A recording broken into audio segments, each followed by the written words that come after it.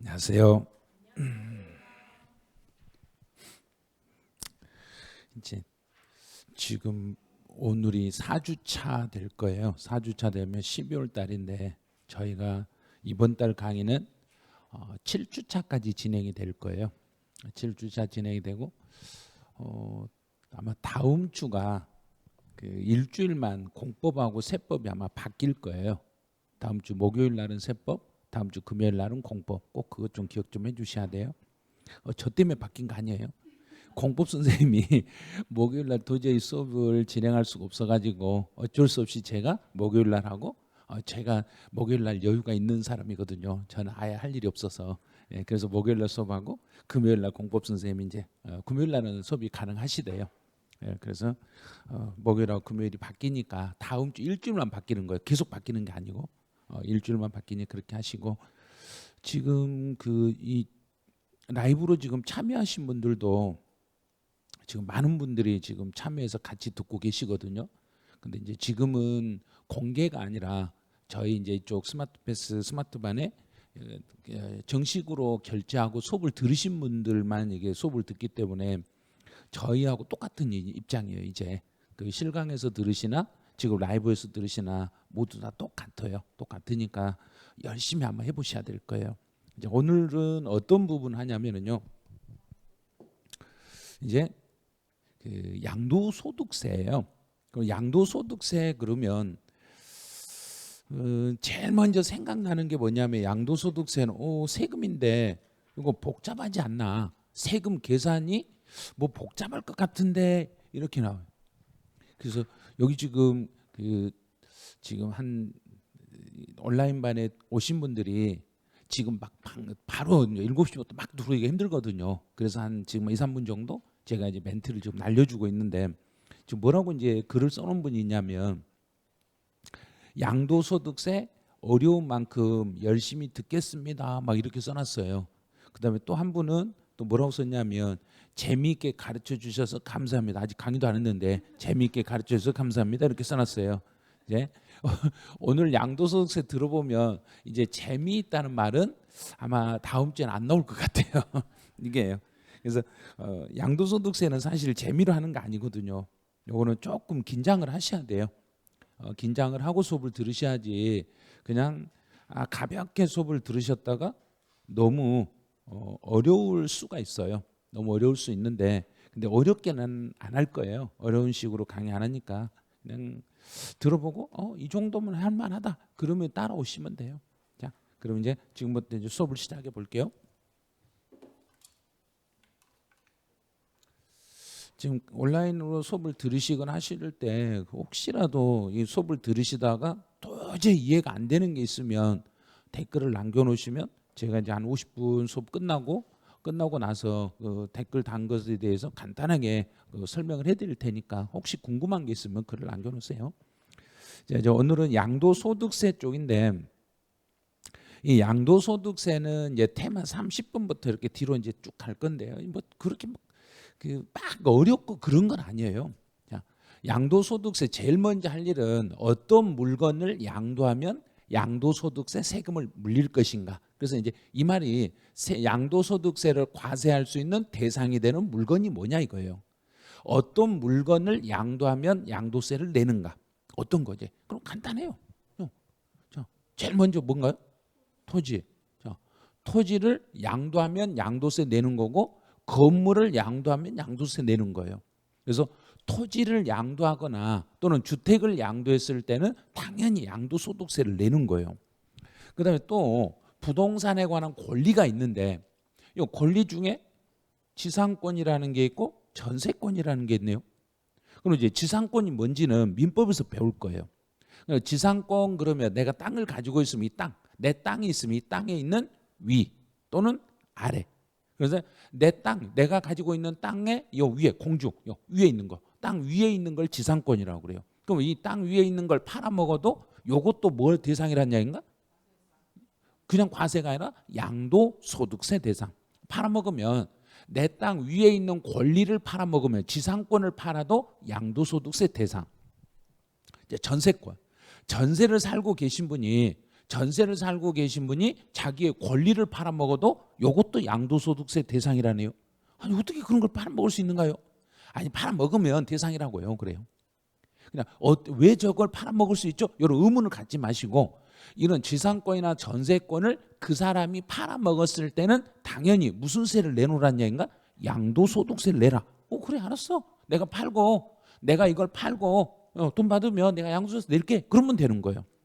그다음에 또 하나는 부동산 임차권이라는 게 있어요. 이제 민법에서 지상권, 부동산 임차권, 전세권 이거 개념은 다 배웠죠. 지금쯤 아마 배웠을 거예요. 그럼 이제 지상권하고 전세권은 민법에서는 물건의 권리, 물건하고 채권하고 둘 중에 어디에 해당된다 그러던가? 지상권하고 전세권은 물건으로 받는가, 채권으로 받는가?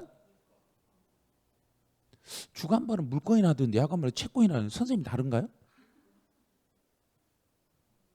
지상권하고 전세권은 요거는 물건의 권리예요. 물건의 권리. 그다음에 부동산 임차권은 요거는 채권. 이거는 채권. 요 정도는 이제 민법에서 개념을 잡으셔야 돼요. 이것까지 세법에서 알려드릴 수는 없어요. 자, 이제 민법에서는 지상권하고 전세권은 물건이기 때문에 물건의 권리이기 때문에 내가 권리를 주장하려면 반드시 무엇을 해야 됩니다. 그런가? 등기. 자, 여기까지는 이제 민법이에요. 세법이 아니에요. 거기까지는 민법상이니까 민법에서 할 일이고 세법은 그런 거 아니에요. 자, 그럼 지상권이나 전세권은 물건의 권리니까 물건이니까 그 물건을 팔아먹을 수 있는 거 없는가? 있죠. 그럼 물건의 권리를 등기하고 팔아먹으라는 얘기가 그냥 팔을 수도 있다는 얘기인가? 그냥. 그래서 세법은요. 이상하네요. 민법에서는 지상권과 전세권의 권리를 주장하려면 반드시 무엇을 해야 되는데? 등기. 근데 세법은 그런 게 아니네. 그럼 세법하고 민법이 다르네요. 네, 달라요. 많이 달라요. 민법은 권리관계를 따지지만 세법은 사실관계를 따져요. 그래서 세법에서는 등기 여부를 묻지 말고 지상권이나 전세권을 양도했을 때는 등기 여부와 상관없이 양도소득세를 물어야 되는 거예요. 그다음에 부동산 임차권은 채권이요. 채권이기 때문에 채권은 권리를 주장하려면 민법에서는 채권에다가 이름을 쓰고 등기를 해야 되든가 가지고 있으면 내 것인가? 가지고 있으면. 근데 민법 개념이 전혀 안 잡히네요 지금. 이거 세법 때문에 안 잡힌 게 아니라 민법 때문에 안 잡힌 거예요. 세법 탓하시면 안 돼. 민법 때문에 그런 거예요. 지금 민법 때문에. 이거는 부동산 임차권은 채권이기 때문에 만약에 내 주머니에 돈이 있어. 내 주머니에 돈이 있으면 그 돈에다가 내 이름을 딱 써놔야 내 돈인가? 주머니 있으면 내 돈인가? 주머니 있으면 내 돈이잖아요. 그게 민법이에요. 그런데 주머니에 있는 돈을 이 채권을 막 거래하고 그러면 예를 들어서 10,000원짜리를 12,000원에 판다 하면 사겠는가 안 사겠는가? 안 사죠. 그래서 채권 자체는 양도 대상이 아니에요. 채권 자체는 양도 대상이 안 돼. 그러면 채권을 물건으로 바꿔야만 양도가 되는 거예요. 채권을 물건화 시키려면 반드시 거기에다가 이름을 쓰셔야 돼. 그래서 부동산 임차권은 반드시 무엇을 해야만. 자, 여기가 이제 시험 문제예요. 부동산 임차권은 등기가 되어야만 양도 대상이 되는 거예요. 근데 등기하지 않으면 양도 대상이 될 수가 없어요. 왜? 부동산 임차권은 등기를 하지 않았을 때는 거래 자체가 불가능한 거예요. 거래가 안 돼요. 그래서 부동산 임차권은 등기가 되어야만 양도. 자, 그다음에 이제 여기서 오른쪽 이렇게 살짝 오셔가지고 여기다가 제외에다가 이렇게 동그라미 쳐보세요. 제외만 동그라미 치세요. 다른 거 체크하면 안 되고. 이거 막 쓸 게 없어요. 몇 개만 익히면 돼요. 자, 양도소득세를 물리지 않는 것은 그러면 부동산 임차권은 반드시 뭐 된 것만 대상이니까 등기된 것만 대상이니까 등기 안 된 부동산 임차권은 대상이다 대상은 아니다. 그러니까요. 미등기 부동산 임차권은 대상에서 제외된 거예요. 자, 하나 찾았죠 이제. 체크하세요. 3번. 미등기 부동산 임차권, 등기하지 않는 부동산 임차권은 양도소득세를 물지 않아. 양도 대상이 아니요. 그러면 미등기 부동산 임차권은 대상에서 제외되는데, 그런데 이제 그 본문으로 부동산 임차권 요 뒤에다가 여기다 이렇게 메모를 하나 해보세요. 국외, 외국에 있는 국외 소재 부동산 임차권.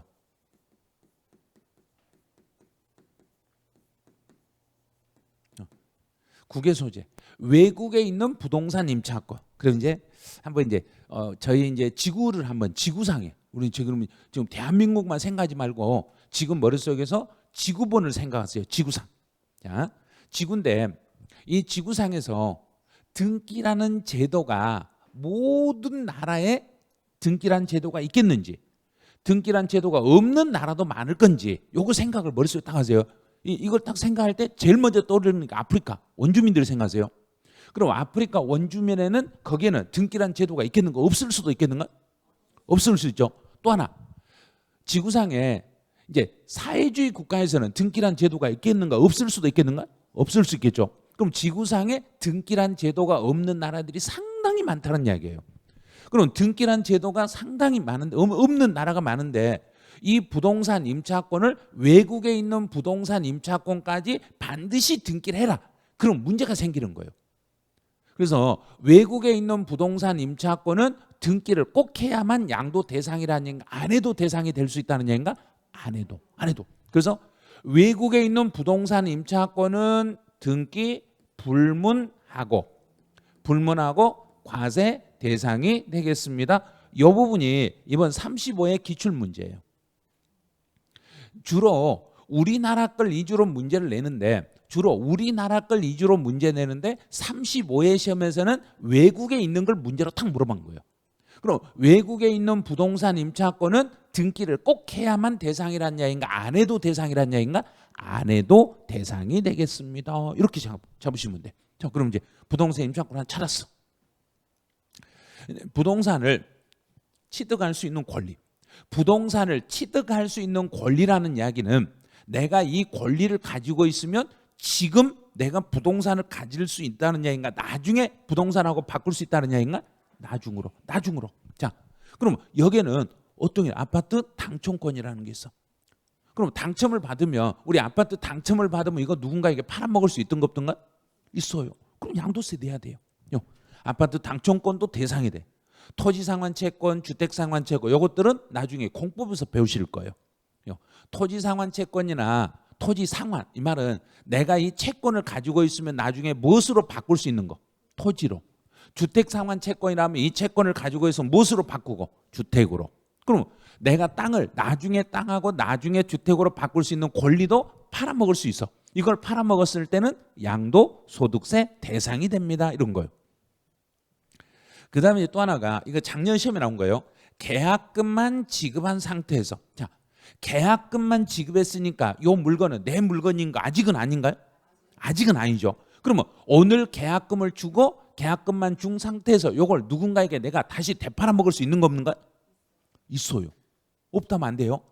계약금을 오늘 내가 계약금 주고 계약을 했어. 그러고 나서 이 물건을 다시 누군가에게 다시 되팔 수 있어.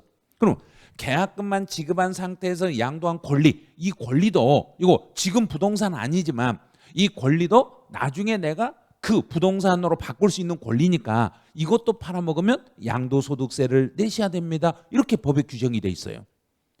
그 다음에 이제 대상이 아닌 것 중에 요거 하나만 다시 밑줄 그으세요. 지역권.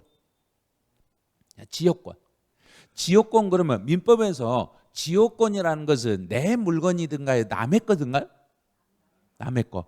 남의 것을 이용한죠. 그러면 지역권은 내 것도 아닌데 지역권은 팔아먹을 수 내가 마음대로 팔아먹는다, 못 팔아먹는다? 못 팔아. 그럼 양도 대상이 아니에요.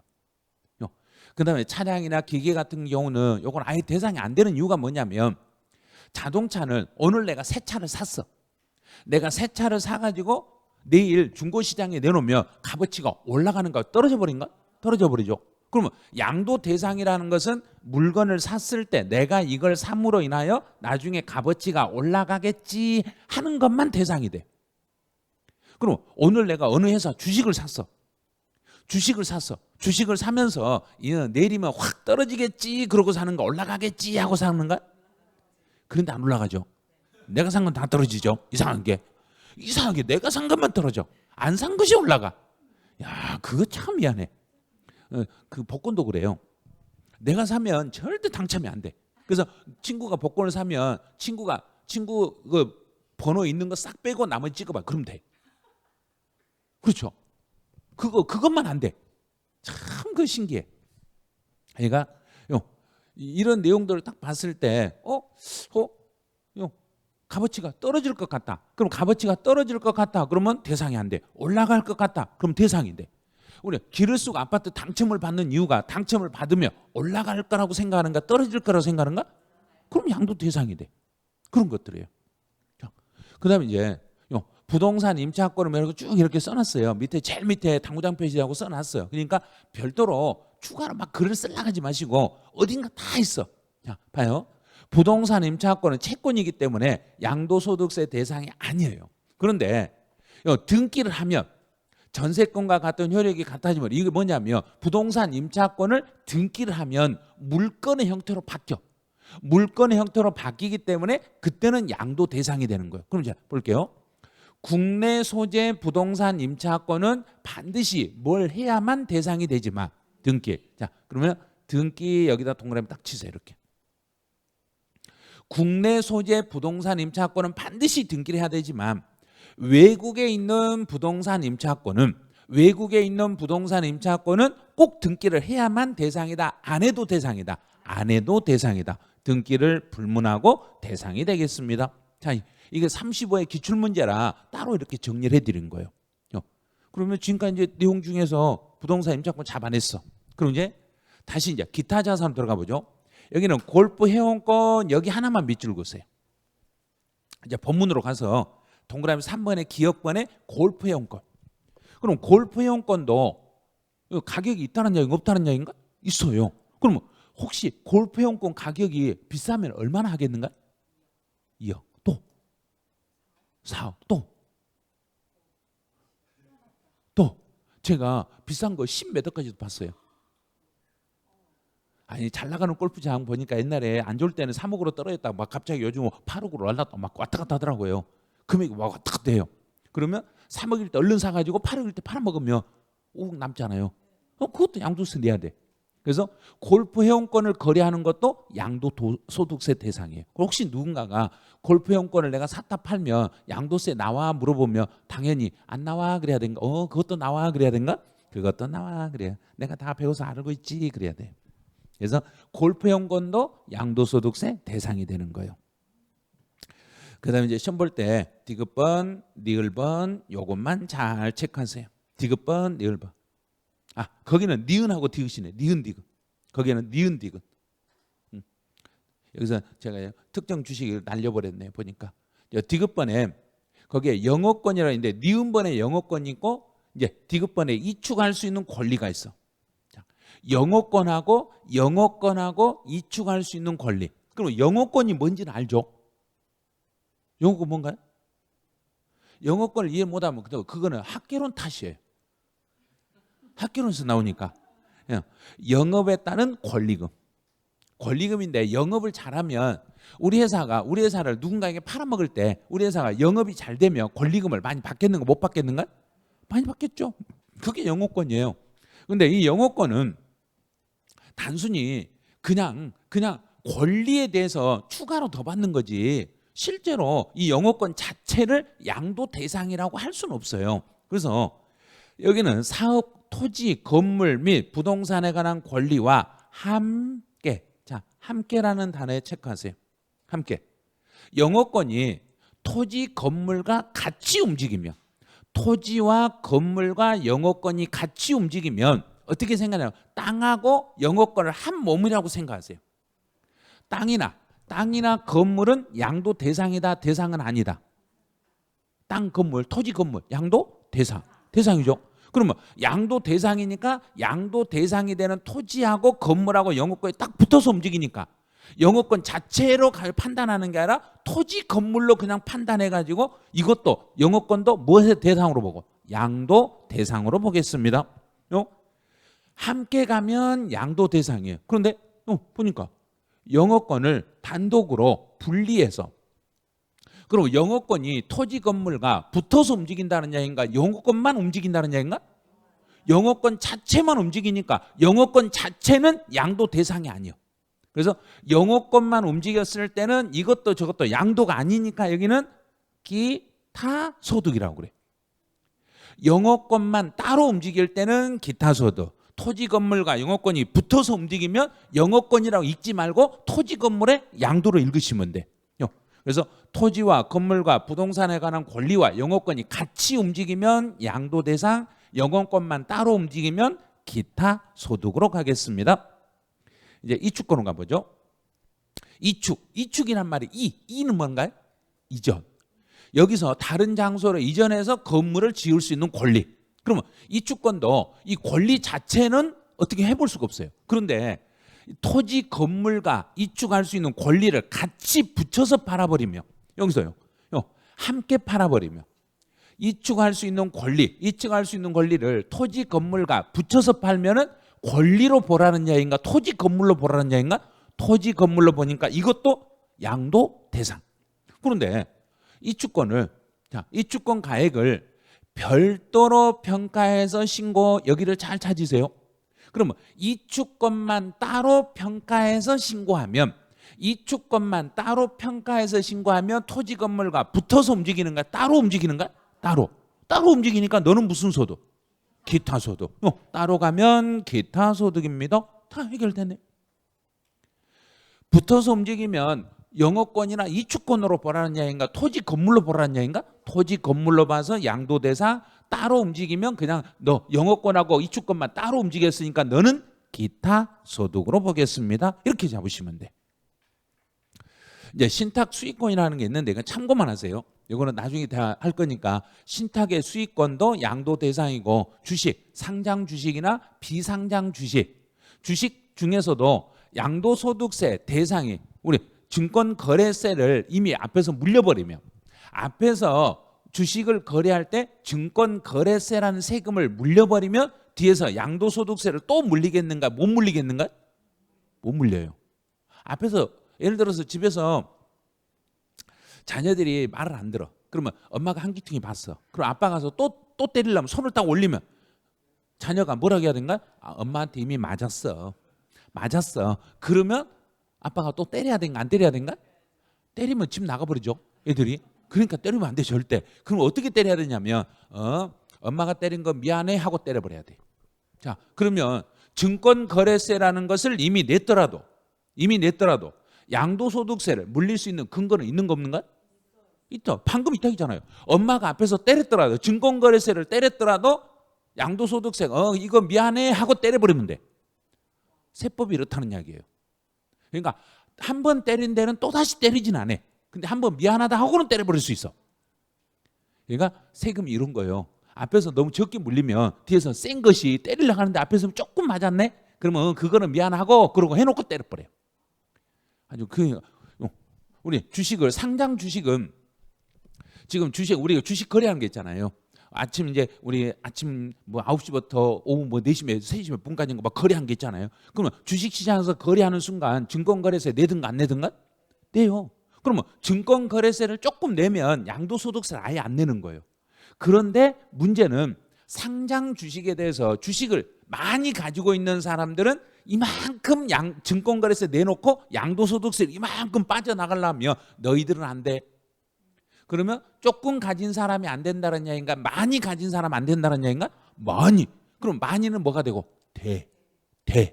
그래서 누구만? 대주주만. 그럼 대의 반대는 소니까 뭔 주주인가? 소주주? 소액주주. 개미라 하지 마세요. 소액주주. 응? 소액주주는 적은 사람, 대주주는 많은 사람. 이제 그 정도만. 그래서 대주주가 양도한 것은 양도소득세를 물리는 거고, 그다음에 비상장 주식이라는 게 있어. 비상장이라는 것은 주식시장에서 거래가 안 되는 거. 그러면 주식시장에서 거래가 안 되니까 앞에서 증권거래세를 물렸는가 못 물렸는가? 못 물렸죠.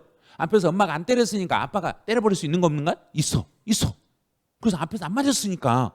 그러니까 증권거래세라는 세금을 안 냈으니까 양도소득세를 물릴 수 있는 거예요. 그다음에 또 상장 주식이지만 주식장, 장 외, 시장 밖에서 거래했으니까 장 밖에서 거래하면은 증권거래세를 물린다, 못 물린다? 못 물리죠. 증권거래세를 못 물렸으니까 당연히 무슨 세 물릴 수 있다?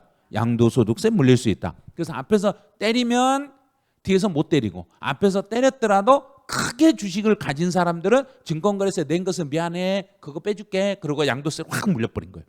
그래서 주식을 조금 가지고 있는 사람이다, 많이 가진 사람이다, 많이 크게 가지고 있는 사람, 이제 대주주예요. 그래서 대주주 요건이 내년부터 사실은 금액이 엄청 낮아질 뻔했어요. 낮아질 뻔했는데 그 금투세가 폐지되다 보니까, 연기되다 보니까 지금 대주주 요건이 좀 높아진 거예요. 안 그랬으면 지금 12월 달에 주식시장에서 크게 가진 사람들 주식 판이라고 정신없을 거예요. 근데 지금 이제 그게 약간 유예가 됐기 때문에 아직은 이 대주주 요건이 밑으로 내려온 게 아니라 예전하고 똑같아졌어요. 지금은요. 관세 대상물에서 이제 지금까지 이제 배운 건 한번 정리를 한번 해볼게요. 이 정리는 오른쪽에 표가 있어. 오른쪽 페이지에 있어요. 다 있으니까 오른쪽 페이지를 참고하세요. 자, 지상권을 대여해서, 지상권을 대여란 이야기는 팔아먹었는가요? 빌려줬는가요? 빌려줬죠. 지상권을 빌려주고 대가를 받으면 전번주에 이거 무슨 소득이에요? 그랬는가? 그래요. 사업소득. 기억이 좋네요. 이렇게 기억을 하셔야 돼. 이렇게 기억을 300 며칠간 기억을 하셔야 돼. 아니, 시험을 내일 보면 좋은데 지금 아직 한참 남았어요. 내년 10월 25일이라.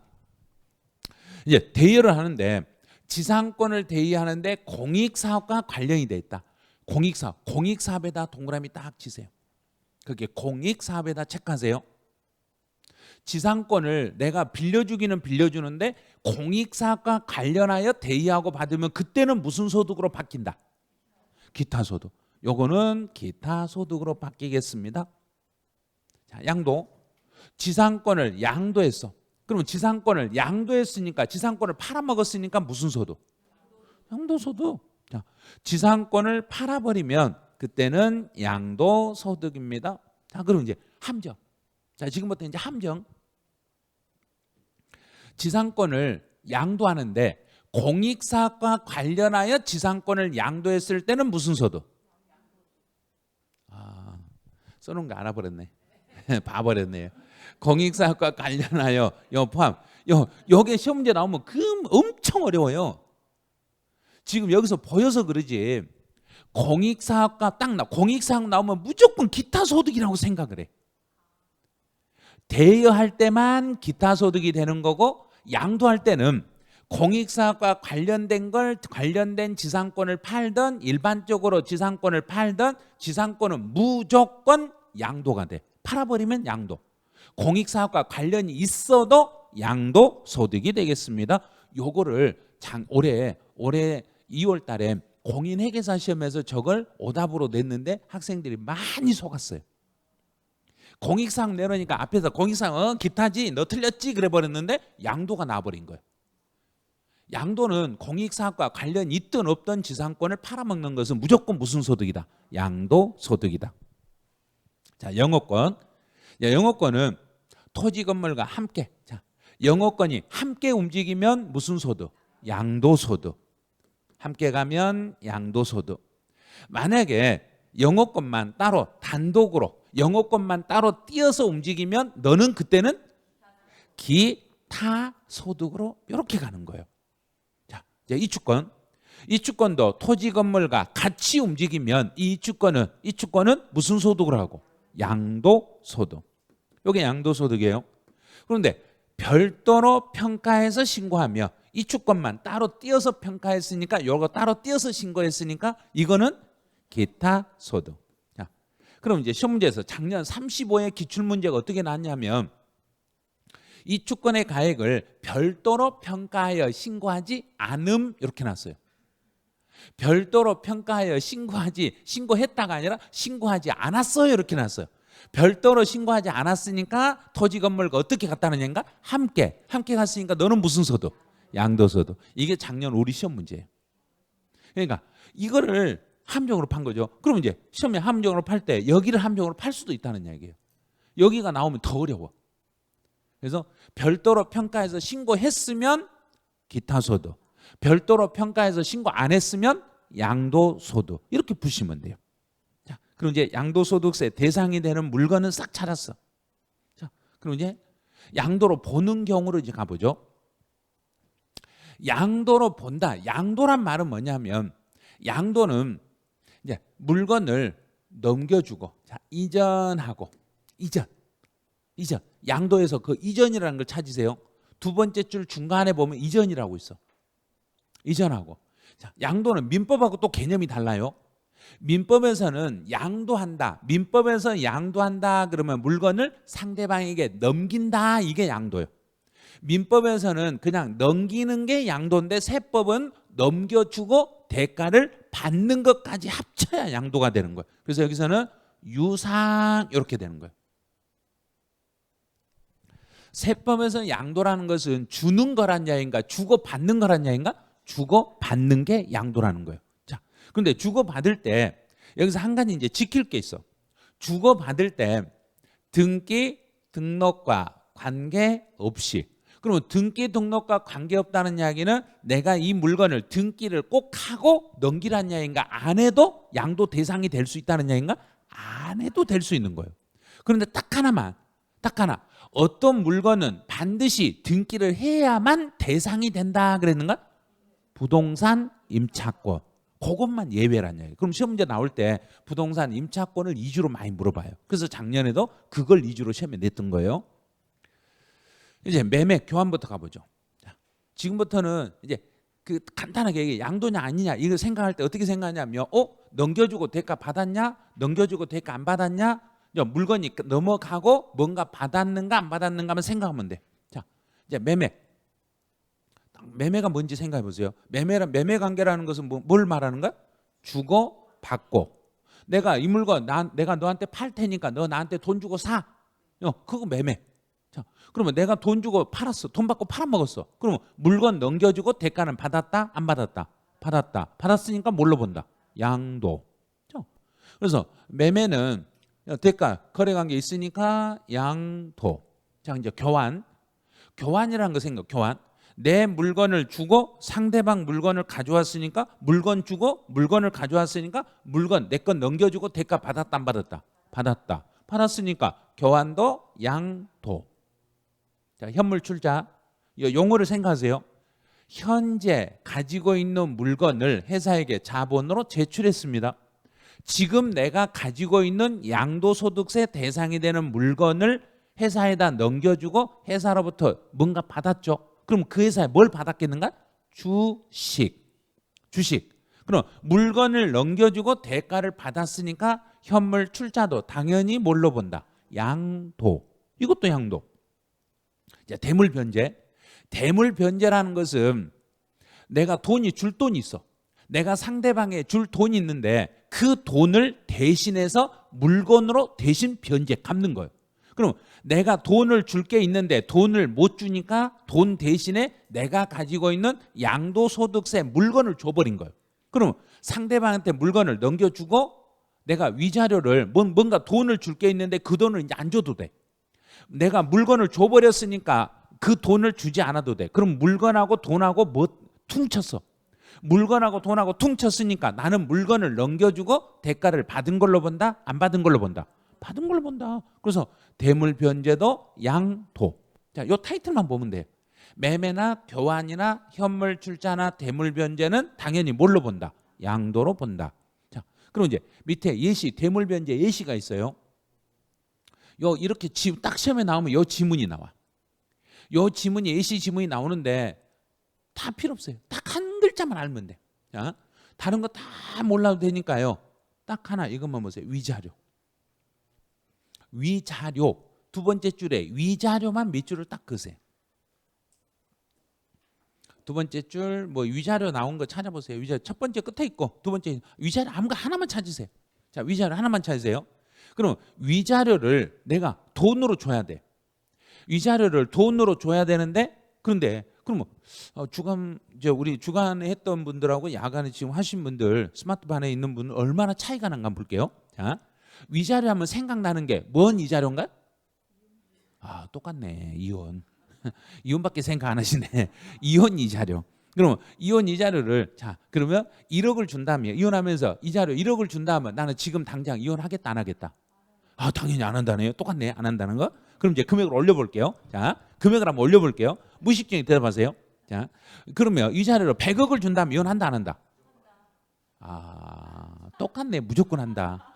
그게 잘못된 생각이에요. 뭐 잘못된 생각이냐면 위자료로 100억 정도 줄 사람이면 재산이 100억만 있겠는가 더 있겠는가요? 그런데 왜 이혼을 해? 그 더 많은데 그것보다 훨씬 많은데 그만큼이 안 돼요. 그거 갖고 못 살아요 요즘은. 그래서 이제 그만큼 된다는 분은 저 학원 밖에서 저 명단 적어서 집에다 통보 좀 해주세요. 자, 참 그게 안 돼 그거. 그래서 이 위자료를 예를 들어서 내가 1억을 받기로 했다고 예를 들어 볼게요. 1억이라는 위자료를 받기로 했는데 상대방이 돈이 없다고 안 주네.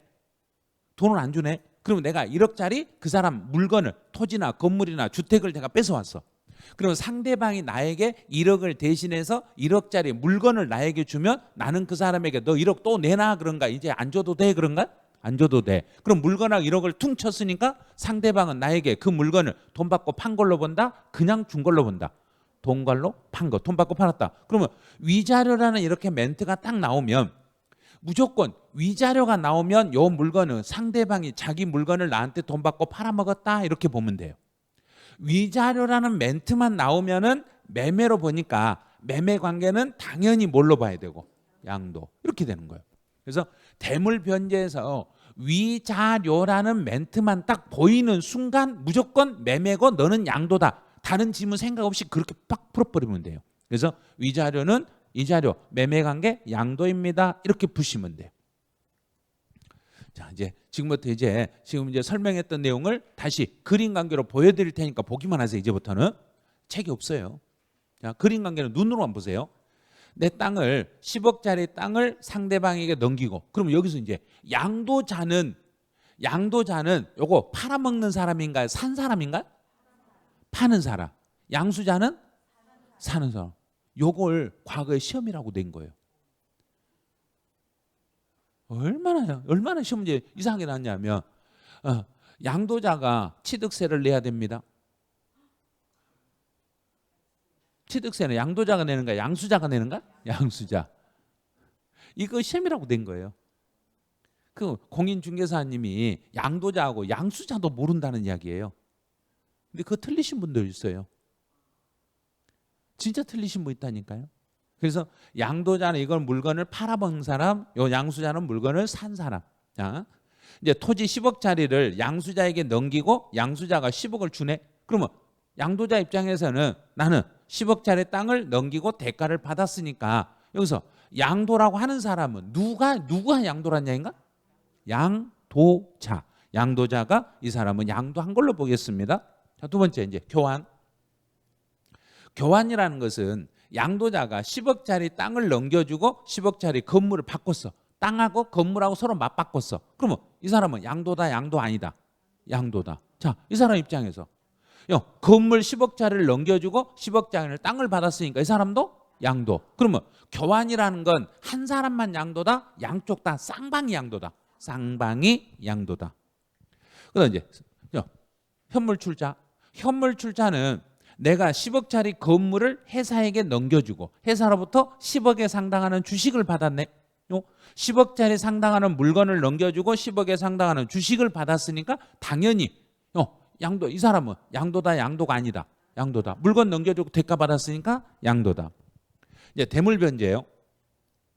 1억이라는 돈을 줄 게 있는데 갑이 1억을 대신해서 못 주니까 대신해서 땅으로 1억짜리 땅으로 줬어.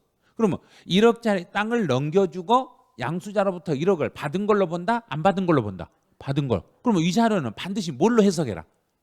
매매 관계 똑같죠? 매매 관계니까 당연히 양도. 자, 해결 끝났네요. 이제 부담부 증여로 가봐요. 부담부 증여라는 것은 부채가 부담된 증여입니다. 부채가 부담된 증여를 말해. 그럼 이제 먼저 그림을 먼저 한번 보여드릴게요. 자, 부채가 부담된 증여는 증여자는 넘긴 사람이 증여자인가요? 받는 사람이 증여자인가요? 넘긴 사람. 수증자는 받는 사람. 이 용어부터 익히셔야 돼요. 이런 용어는 기본 상식이기 때문에 한 번 말하면 그 다음부터 말 안 해요. 넘긴 사람이 땅 5억짜리를 증여했다. 5억짜리를 증여했다는 이야기는 5억짜리를 대가 받고 주겠다, 그냥 주겠다. 그냥 주겠다. 그냥 내가 5억짜리를 주는데 너 내 대신 내가 갚을 채무가 있는데 채무 3억 좀 부담해 줄래? 내가 땅 5억짜리를 너 줄 테니까 내 대신 3억만 갚아주라. 그러면 수증자가 이 사람이 받은 사람이 알았어. 내가 3억 인수할게. 자, 인수라는 단어를 해석해 보세요. 인수가 뭔가요? 봐요. 이 용어를 해석을 못 하시더라고. 내가 너한테 땅 5억짜리 줄 테니까 너 내 대신 3억만 갚아줄래? 그랬더니 수증자가 알았어. 응, 알았다고. 자, 알았다고. 수락. 수락했으니까 상대방 그럼 여기다 도장 찍어. 도장 인수라는 말은 그래 알았어. 내가 네 거 갚아주기로 하고 내가 여기다 도장 찍을게. 이제 그러면 이 채무는 증여자의 채무다, 수증자의 채무다. 수증자가 도장 찍었잖아요. 그럼 수증자 채무로 바뀐 거예요. 그럼 증여자 입장에서는 3억을 받은 걸로 본다? 안 받은 걸로 본다? 받은 거. 왜 안 받아요? 받았죠. 받았잖아요. 내가 갚을 돈을 상대방이 갚아줬으니까 나는 그만큼 돈을 받아가지고 내가 받아가지고 은행에다 갚고 이 사람이 3억을 은행에서 빌린 거랑 마찬가지죠. 그런 거죠.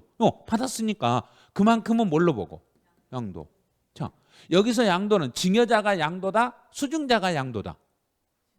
증여자가요 5억짜리 땅을 주면서 3억 받고 팔았잖아요. 그러면 양도라는 것은 전체를 양도로 넘겼다는 이야기인가? 일부만 양도로 넘겼다는 이야기인가? 일부. 그러면 전체 증여 가액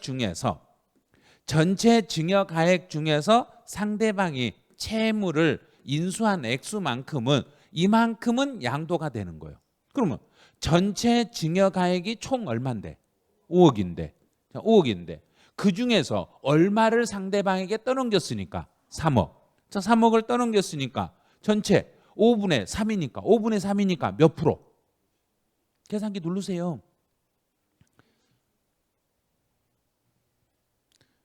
이 60%를 못 찾아가지고 시험에서 나는요 이것도 못 찾아서요 제가요 1년 공부해요 이러신 분이 있으면 안 돼요. 계산기 누르라고 했는데도 계산기도 안 눌러. 그러고 나서 제가요 5분의 3이 몇 프로인지를 몰라서 시험장에서 못 풀었다니까요. 자랑스럽게 말해. 자랑한 거 아니에요. 이런 건 자랑한 게 아니에요. 이거는 좀 자랑할 건이 아니에요. 이런 거. 그래서 전체 5억 중에서 3억에 해당되는 것만 양도니까 전체 몇 프로만 양도로 팔아먹었다는 얘기인가? 60%. 그러면 문제에서 양도 가액은 얼마예요? 그럼 얼마인가요? 자, 전체 중에서 60%가 양도니까 5억 중에 60%니까 5, 6, 3억. 3억이 양도 가액입니다. 이렇게 푸는 거예요. 그래서 시험 문제 물어보면 양도 가액이 얼마예요? 이렇게 물어봐. 그러면 6억이 여기 5억이 아니라 3억이에요. 그럼 양도 비율을 알아야 풀 수 있다는 이야기예요. 양도 비율만 알면 저거는 그냥 거저먹는 거예요. 계산 문제가. 그럼 채무 인수 이외, 채무를 인수 제외. 나머지 2억은 증여자가 대가를 바꿔줬는가? 그냥 줘버렸는가? 그냥 줬으니까 증여. 자, 그럼 다시 이제 본문으로 가볼게요. 자, 여기서 중요한 건 이거예요. 배우자나 직계 존비속인가 아닌가 요게 중요해요. 자, 배우자나 직계 존비속이냐 아니냐 요걸 잘 따지셔야 돼.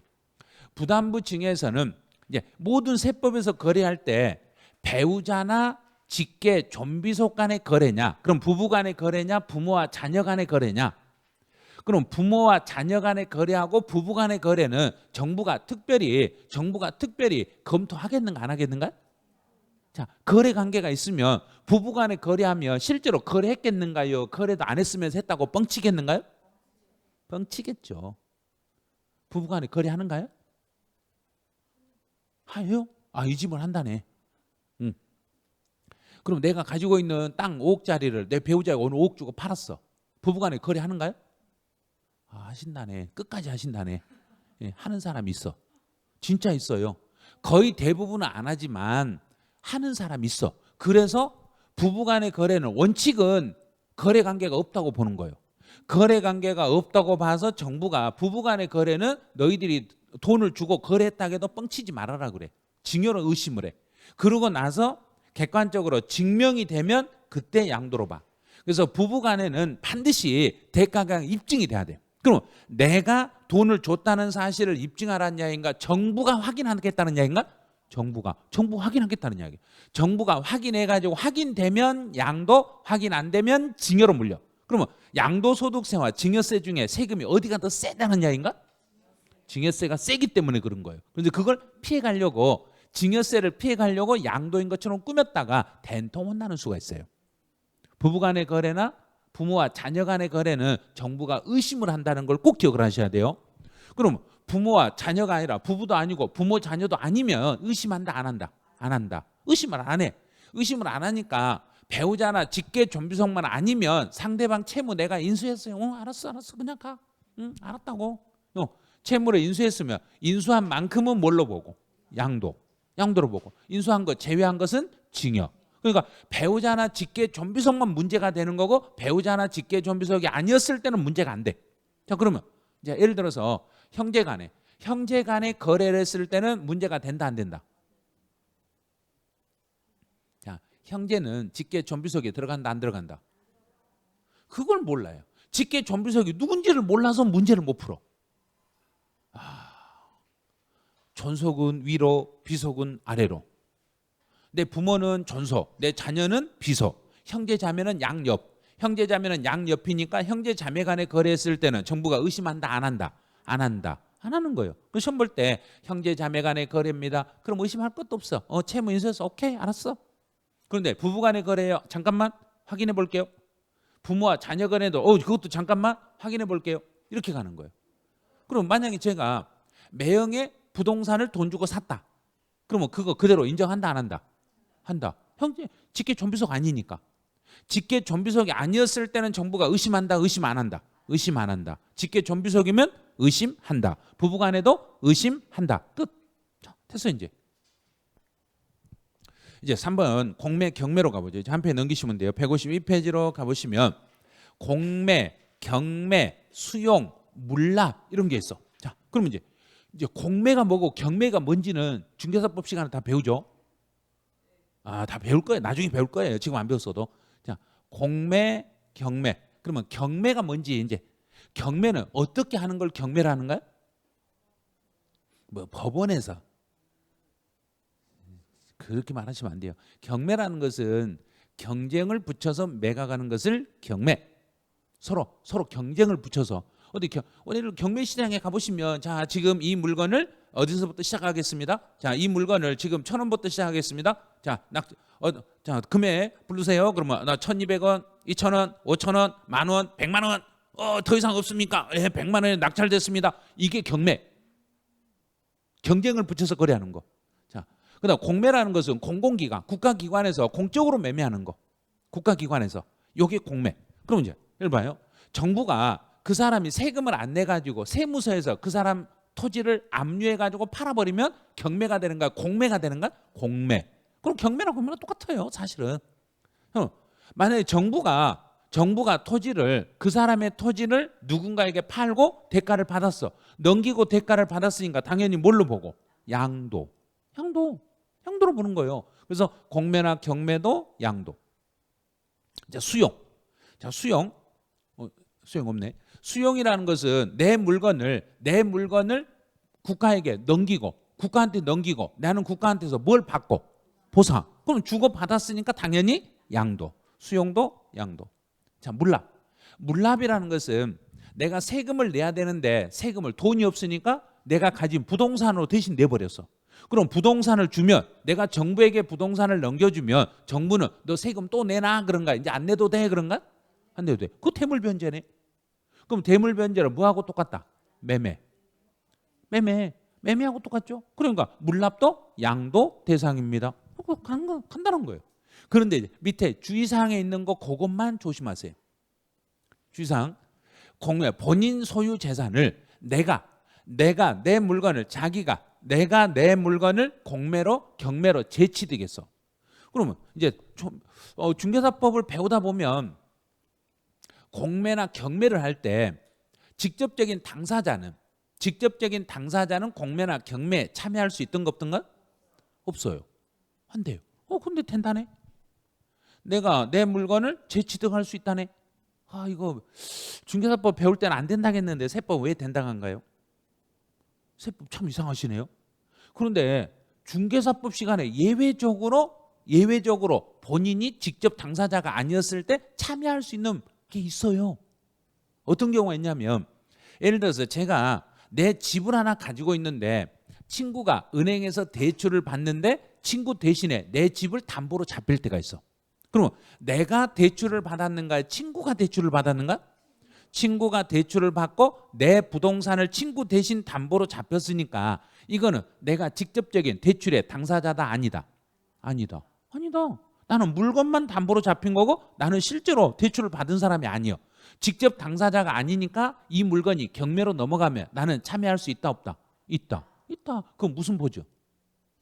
이런 게 물상보증이었을 때는 가능한 거예요. 이게 중개사법에서 그게 이제 거론이 되는 거예요. 그래서 이 중개사법을 또 배워야 이게 이해가 되는 거예요. 그래서 자기가 자기 물건을 다시 재취득했을 때는 그때는 양도가 아니에요. 이것만 조심하세요. 내가 내 물건을 담보로 잡혔다가 이걸 돈 넘겨주고 그 물건을 찾아오는 것은 단순히 내 물건을 전당포에 맡겼다가 전당포에서 그 물건을 찾아온 거나 똑같습니다. 이렇게 해석하시면 돼요. 제일 중요한 게 공매, 경매는 일반적인 공매나 경매는 양도가 아니다. 양도인데 내가 내 물건을 공매나 경매로 다시 재취득했을 때는 그때는 양도다 아니다. 그것만 아니다. 이렇게 생각하시면 돼요. 이제 양도를 안 보는 것 가보죠. 양도를 안 본다는 이야기는 물건이 넘어갔더라도 내가 뭔가 받아야 양도가 아닌가? 안 받아야 되는가? 안 받아야죠. 그럼요. 무상으로 이전했네.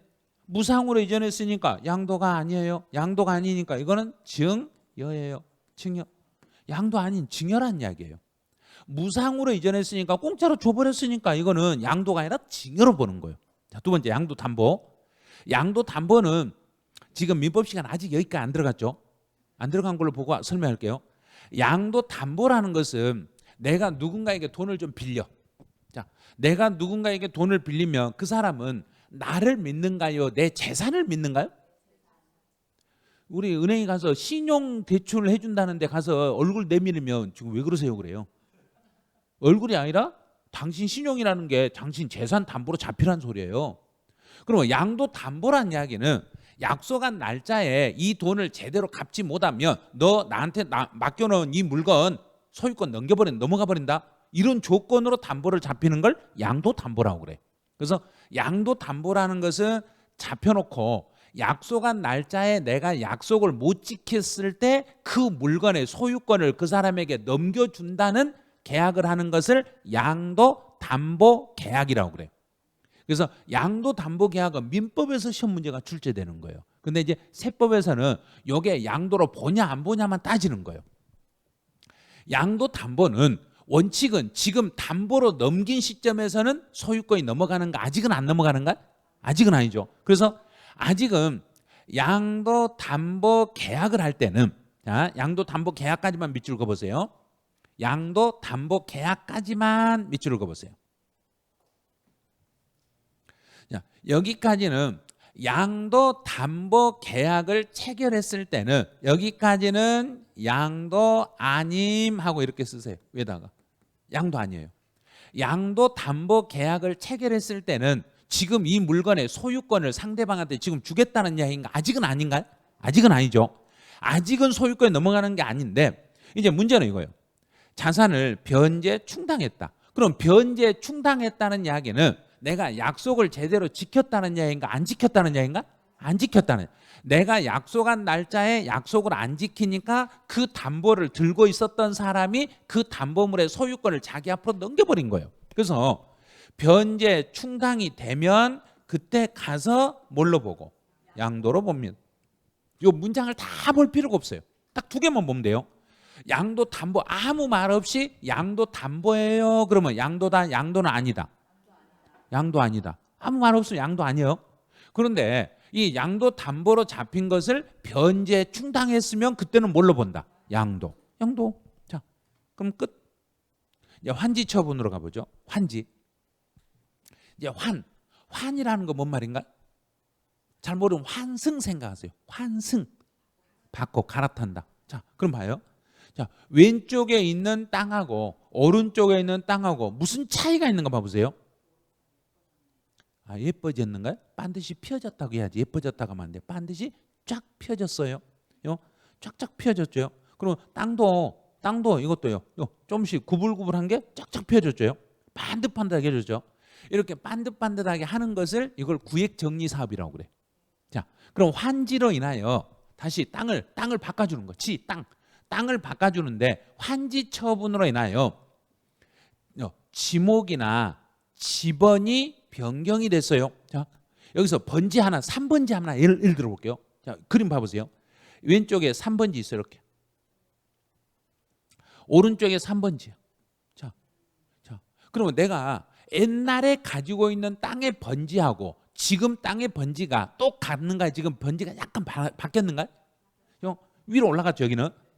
그러면 이렇게 지번이 바뀌거나 번지 수가 바뀌거나 그럼 번지가 이렇게 바뀌었더라도 이 번지가 바뀌었더라도 지금 3번지는 옛날 땅하고 같은 걸로 보라는 얘기인가 새로운 걸로 보라는 얘기인가? 같은 거. 자, 그러면 땅의 번지만 바뀌는 것은 환지를 하면서 땅의 번지만 바뀌는 것은 소유권이 움직인 걸로 봐라? 옛날 땅으로 봐라? 옛날 땅이니까 양도다, 양도는 아니다. 양도 아니다. 그래서 양도가 아니에요. 이런 경우는 양도로 볼 수가 없습니다. 그런 거예요. 환지를 하면서 땅의 이름과 땅의 번지만 형식적으로 바뀌는 것은 양도가 아닙니다. 자, 이제 보류지라는 게 뭔지 이거 공법 시간에 배우셔야 돼. 세법을 하려면 모든 전 과목을 다 배운 다음에 세법을 하셔야 돼요. 그 세법이 상당히 힘든 게 그거예요.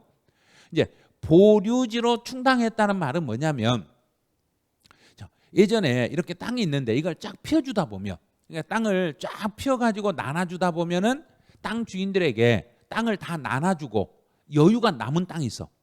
다 나눠주고도 남는 땅이 생겨. 다 나눠주고도 남은데 그 남은 땅은 사업한 사람이 가져가기로 하고 공사 들어가는 거예요. 그래서 이 보류지라는 것은 여기서요. 보류지라는 것은 사업 시행자들이 땅 주인들에게 분배하고 남은 여유가 있는 땅을 공사비 쪽으로 가져가는 거예요.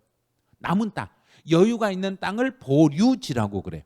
그러면 이 보류지로 충당하는 부분은 이거는 땅 주인들이 사업 시행한 사람한테 팔아먹었다는 이야기인가? 팔아먹진 않았는가? 팔아먹진 않는 거예요. 그런데 공사비로 준 것은 사실은 대물변제예요. 공사비로 줬다는 이야기는 돈 줄 것을 돈 대신에 땅으로 줬으니까 원래 원칙적으로 한다면 양도세를 물어야 돼. 그런데 정부가 정책적으로 보류지로 충당하는 것은 정부가 환지 작업을 빨리 끝내려고 이 환지 작업을 땅 정리하는 걸 빨리 끝내려고 정책적으로 양도가 아닌 걸로 이렇게 규정이 돼 있어. 정책적으로 양도가 아닌 걸로 규정을 해놓은 거예요. 그래서 환지하면은 딱 나오면 번지가 바뀌거나 땅의 이름이 바뀌는 것은 환지하면서 이름이 바뀌고 번지가 바뀌는 건 양도다, 양도 아니다. 양도 아니다.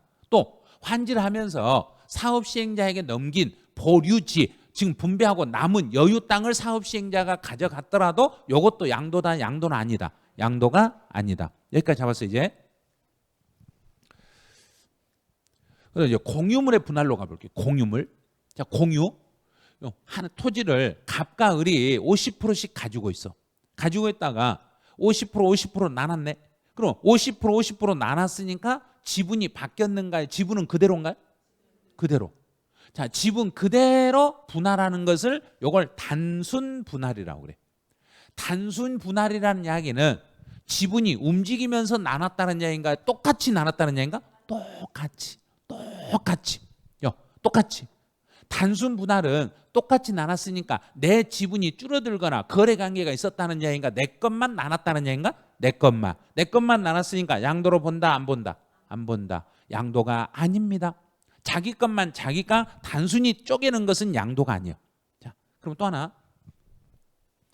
야, 지금 몇 명이 공동으로 소유하고 있는가? 4명. 4명이죠. 4명이 각자 몇 프로씩? 25%. 그런데 4명이 공동 소유를 2개로 나눴어. 2개. 4명이 공동으로 가지고 있는 걸 이제 필지를 쪼개서 2개로 나눴는데 지분이 바뀌었다 안 바뀌었다? 안 바뀌었다. 자, 그럼 여기 지분 변경 없이 여기다 밑줄 그으세요. 지분 변경 없이 거기까지만. 자, 지분 변경 없이 분할했으니까 여기도 소유권이 움직였다 안 움직였다? 안 움직였으니까 너도 양도다 아니다? 아니다. 아니다. 또 다시 한번 변경하고 나서 다시 재분할하네. 다시 분할할 때 갑을 병조 여기서 4사람이 또 지분이 바뀌었다. 그대로다. 그대로인 분할을 우리는 무슨 분할을 하는가? 단순 분할. 자, 지분별로 단순 분할하면 단순히 다시 재분할하는 것은 이것도 양도다. 양도는 아니다. 양도는 아니다. 양도는 아닙니다. 이렇게 되는 거예요. 자, 동그라미 3번. 오른쪽에 동그라미 3번 있어요. 자, 토지를 갑하고 을이 50% 가지고 있어. 50% 가지고 있다가 갑이라는 사람이 40, 갑이 40%네? 그럼 지분이 10% 줄었죠? 10% 줄고 그 10%에 대한 대가를 을에게서 받았네? 그러면 갑이라는 사람은 을이라는 사람에게 내 지분 몇 프로를 팔아먹었다? 10%. 10% 팔아먹었으니까 지분이 늘어난 사람이 양도다? 줄어든 사람이 양도다? 줄어든 사람. 자, 지분이 감소됐죠? 지분이 감소됐을 때는 그때는 뭘로 봐야 되고? 양도. 그때는 돈 받고 판 걸로 봐서 양도가 되는 거예요. 지분이 감소되면 그때는 양도입니다. 자, 이제 재산 분할. 자, 이제 재산 분할할 때 그림 관계를 잘 보세요. 남자분하고 여자분을 볼 때 미련이 어떤 분이 약간이라도 미련이 있는가 보죠. 아, 그러네. 왜 미련이 있는가? 돌아보잖아요. 여기는 눈 감아버리잖아. 안 보고 그냥 됐어 나는 갈 거야. 여기는 조금이라도 아이고 이제 조금이라도 지금 뭔가 서운해. 근데 여기는 서운한 게 한 개도 없어. 이렇게 자 쪼개. 자, 재산 분할이라는 것은 결혼 생활 이후에 취득한 재산은 잘 생각하셔야 돼요. 결혼 생활 이후에 취득한 재산은 한 사람 명의로 등기가 되어 있어도 무조건 공동 재산이에요. 한 사람 이름으로 등재가 되어 있으면 그 사람 거라는 이야기인가? 부부 공동이라는 이야기인가? 공동. 한 사람 이름으로 되어 있어도 공동. 그럼 이제 재산을 분할했어. 그럼 공동으로 분할했으니까 남의 걸 내가 가져왔다. 내 것을 내가 나눴다. 내 것을. 그러면 재산 분할은 뭐하고 똑같냐면 단순 분할하고 똑같아. 재산 분할은 내 지분을 내가 단순히 쪼갠 것하고 똑같으니까 당연히 재산 분할은 양도로 본다. 양도가 아닌 걸로 본다. 아닌 거. 양도 아니다. 양도는 아닙니다. 재산 분할은 양도가 아니요. 자, 이제 5번. 자, 5번에 여기서도 그림을 한번 보세요. 요 갑이라는 친구는 지금 집이 너무 많아서 내가 세금이 너무 많아서 세금 하나, 둘, 셋, 넷, 다섯, 여섯, 7개나 되네. 7개인데 하나만 내 명의로 해줄래? 명의를 네 명의로 해줄래? 그럼 명의 신탁이라냐 이게. 명의를 네 명의로 해줄래? 그러면 친구가 을이라는 친구의 눈을 잘 봐보세요. 어떻게 보이는가요? 딱 사기칠 것까지 보이죠? 그림 잘 그려놨죠? 야, 그래 내 명의로 해줄게. 응 알았어. 그러면 뭐라 한가? 아이고 팔아먹어버려야지. 몰래 팔아야지 그러잖아요. 그래서 이제 그러면 명의를 갑이라는 사람이 을 명의로 해놨어. 그러면 이 집은 을 집인가요? 갑 집인가요? 지금 대한민국은 실명제법이 있기 때문에요. 을이 자기 걸 주장하면 을 집이에요. 그러니까 내가 집을 샀더라도 내가 다른 사람 명의로 해놓으면 내 것이 아니요. 실명제법을 어겼으니까 법원에서는 법을 어겨가지고 다른 사람 명의로 했으니까 을이 소유권을 주장하면 을 손을 들어줘. 그러니까 지금이라도 다른 사람 명의로 해놨으면 아무 소리 말고 빨리 내 앞으로 돌리는 게 좋아요. 그 사람이 자기 거라 우겨버리면 내 거 깨끗이 뺏겨버린 거예요. 대한민국 법이 그래요 지금. 그러니까 을은 팔고도 내가 내 걸 팔았는데 뭔 잘못이냐고 딱 잡아떼면 돼. 딱 잡아떼버리면 돼. 친구가 내 명의로 해달라면 얼른 명의를 빌려줘야 되는가 안 빌려줘야 하는가? 빌려줘야 돼. 빌려주고 나서 나 앞으로 어느 순간 팔아먹어버린 거예요. 그러고 나서 야, 너 지금 너를 믿었는데 네가 지금 팔아버리면 얻은 그거 가져오라고. 내 거 팔았는데 뭔 소리냐고. 내 것이라고. 네가 나 준 거 아니냐. 내 것이요, 내 거. 법대로 한번 해볼까 그래요. 법대로 하면 지금 을이 이겨. 지금 현재는. 그래서 을이라는 사람한테 지금 을 이름으로 놔둬야 되는 거 얼른 가져와야 되는가? 가져와야죠. 가져오려면 마음대로 가져오면 안 돼. 또 가져올 때 어떻게 가져오냐면 법원의 판결을 받아서 가져와야 돼. 법원의 판결을 받아가지고 법원에서 가봐, 네 것 맞네. 지금 을 이름으로 명의가 돼 있지만 갑 것이라는 걸 법원에서 인정을 해가지고 갑 이름으로 인정을 받아서 갑이 소유권 이전 등기를 하면 그때는 내 걸 내가 가져온 걸로 봐라, 상대방 걸 넘겨온 걸로 봐라. 내 거. 그렇죠. 법원에서 판결을 받았으니까 내 것으로 인정을 받아서 내 앞으로 소유권이 움직이는 것은 양도가 아닙니다. 그런데 혹시라도 법원에서 판결을 받지 못하고 다른 사람 명의로 해놨다가 소유권을 내 앞으로 넘기는 순간 그 사람이 나에게 그냥 주면 내가 징여세를 물어야 돼. 그러니까 부모 앞으로 해놨다가 부모한테서 명의를 내가 가져오면 부모가 나한테 그 물건을 징여한 걸로 봐서 내가 징여세를 때려 맞아야 돼. 대한민국 법이 지금 이래요. 이러니까 이런 부분을 조심을 하셔야 돼. 명의신탁 진짜 조심하셔야 돼요. 법원의 판결을 받아야 돼. 법원에서 내 거라는 사실을 주장해서 내 거라는 판결을 받아서 내 앞으로 소유권이 넘어오면 그때는 양도로 본다, 양도가 아닌 걸로 본다. 아닌 거. 그런데 판결을 받지 아니한 상태에서 소유권이 넘어오면 새로운 거래로 보는 거예요. 새로운 거래로 보는 거예요. 그거는. 자, 6번은 매매 원인 무효소. 자, 무효소. 자, 소가 뭔 말인가요? 소송. 그러면 매매는 팔아먹었는가 안 팔아먹었는가? 팔았죠. 팔아놓고 이거 팔았던 걸 이거 무효다. 내가 물건을 팔아놓고 무효라고 소송을 했어. 그럼 무효라고 소송했더니 법원에서는 그래 알았어. 그게 무효네. 그리고 무효 판결을 내렸어. 무효 판결을 내려가지고 다시 그 물건 원위치 환원 원위치 자 환원에다 동그라미 치세요. 환원은 원위치 원래대로. 그러면 소송을 해가지고 내가 물건을 팔았다가 소송에서 다시 원위치가 됐으니까 처음부터 팔았다 안 팔았다? 안 팔았다. 저 안 팔았다. 안 팔았다. 처음부터 안 팔았다. 이렇게 되는 거예요. 처음부터 팔지 않은 걸로 보겠습니다. 자, 7번. 배우자 직계 좀비서 또 나왔네. 부부간에 거래를 하거나 부모와 자녀 간에 거래했을 때는 원칙은 양도로 본다, 징여로 한다. 징여, 의심을 한다.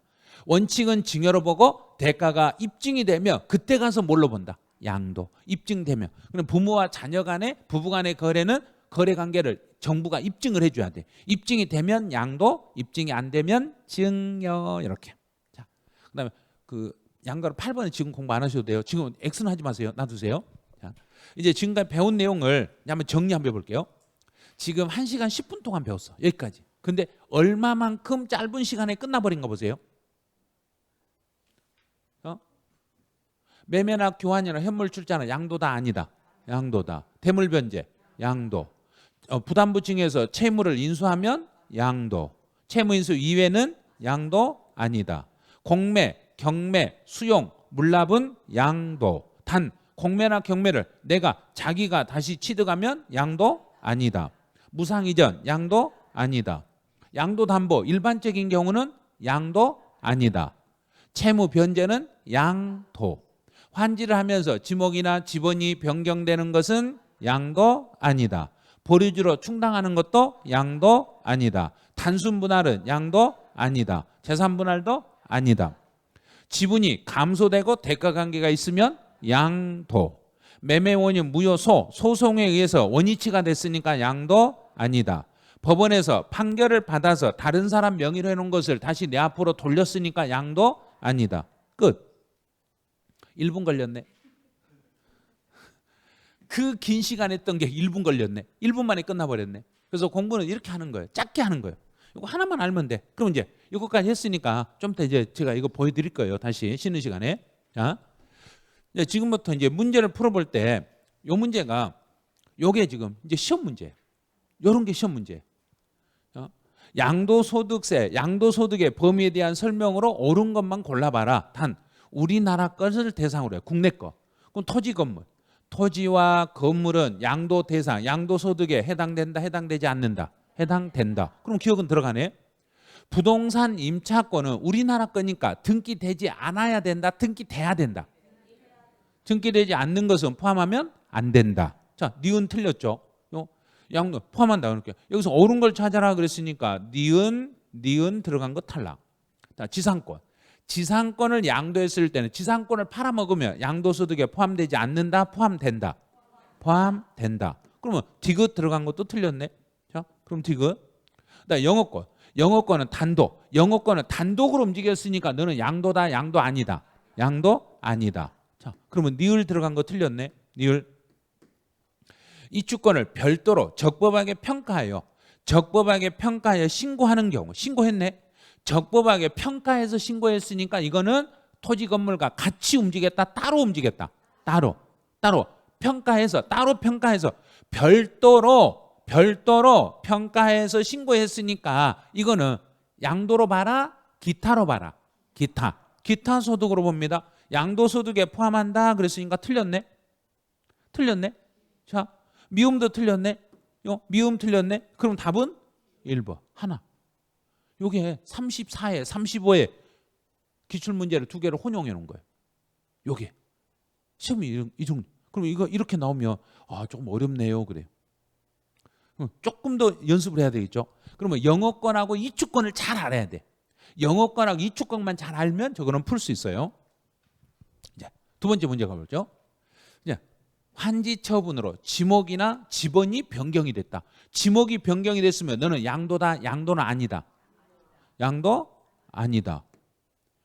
부담부 증여 시 증여 가액 중에서 채무에 해당하는 부분 제외, 채무를 제외한 나머지는 양도 아니다, 증여다. 양도 담보 계약은 원칙은 양도가 아니지만 변제 충당이 되면 너는 양도. 그럼 답은 3번이네. 소송에 의해서 다시 원위치 됐으니까 양도 아니다. 경매는 원칙은 양도지만 본인이 내가 경매로 다시 제치되겠으니까 양도 아니다. 이 문제는 그냥 풀 수 있겠죠. 이런 게 시험에 5번이나 나와요. 진짜 어려운 게 아니라 쉬운 건데. 그다음에 이제 OX 지문 한번 볼게요. 우리나라 거 그랬네요. 부동산 임차권 우리나라 것이니까 반드시 뭐 된 것만 등기. 그러면 미등기 상태였을 때는 양도소득세 부과하지 않는다. 됐죠? 미등기니까. 자, 두 번째. 토지 건물과 함께 영어권은 함께 가면 양도 대상이지만 영어권을 따로 움직이며 영어권만 분리하여 움직였을 때는 무슨 소득? 기타 소득에 해당합니다. 자, 세 번째, 이주권이네요. 이주권. 여기서는 별도로 평가하여 신고했다. 이 지문을 얼른 찾으셔야 돼. 자, 별도로 평가해서 신고했으니까 양도소득으로 과세라, 기타 소득으로 과세라. 기타 소득 별도로 했으니까 기타 소득으로 과세하겠습니다. 그다음 이제 4번 같은 경우는 지문이 이렇게 길어. 그런데 딱 보니까 위자료 보이네. 위자료 보이는 순간 뭘로 보니까? 매매로 보니까 당연히 끝에 가서 뭘로 본다? 양도. 끝. 지문 긴 걸 다 읽을 필요가 없는 거예요. 그다음 양도 담보 계약을 체결해서 여기는 변제 충당이 됐으니까 뭘로 본다? 양도한 걸로 본다. 환지 처분으로 지목이나 지번이 변경이 되거나 보류주로 충당이 됐네. 그럼 이거는 양도다, 양도는 아니다. 양도는 아니다. 양도 아니다. 자, 그다음 이제 이혼하면서 재산 분할났네요. 재산 분할은 양도다, 양도 아니다. 양도 아니다. 그다음 매매 무효 소송에서 환원됐으니까 너도 양도는 아니다. 양도는 될 수가 없다. 끝났네. 봐요. 이제 요 정도 수준에서 시험 문제가 매년 한 문제가 나와요. 작년에는 양도소득세 과세 대상물 쪽에서 한 문제가 나왔어요. 그럼 이제 준비를 할 때 대상물도 준비를 해야 되지만 양도로 보는가, 양도로 안 보는가 이걸 연습을 잘 하셔야 돼요. 그러려면 저 문제 풀기 전에 요 내용을 이해를 잘 하셔야 돼요. 요거를요. 그래서 어떤 경우는 양도로 보고 어떤 경우는 안 보는가 요거를 하나씩 사진 하나씩 메모해 찍었다가 핸드폰 메인 화면에다가 깔아 놓으셔야 돼. 일주일만. 이번 주 할 일은 요거. 이번 주 할 일은 요거 메인 화면을 깔아 놓고 이번 주에 양도로 보는가 안 보는가 매일 핸드폰 킬 때마다 한 번씩 사진을 보면서 익힐 거. 요거예요. 이제 쉬는 시간 하세요. 지금 막 들이밀지 말고 예? 쉬는 시간에 열어놓을 테니까 하세요. 예? 그리고 잠시 쉬었다가 이제 양도 및 취득 시기로 이제 그쪽으로 진행을 하죠. 잠깐만 쉬었다 가죠.